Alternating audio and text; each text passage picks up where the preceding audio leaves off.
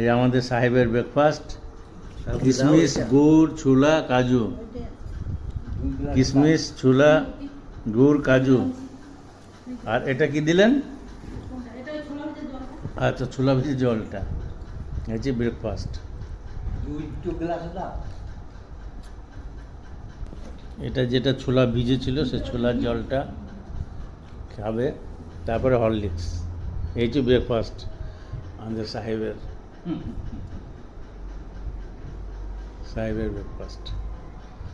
এই ব্রেকফাস্ট সকালবেলা করতে হবে, আর এক্সারসাইজ করতে হবে, এক্সারসাইজ করে ব্রেকফাস্ট করতে হবে। আর আলতু ফালতু খাওয়া হবে না, শরীর একদম ঠিক থাকবে।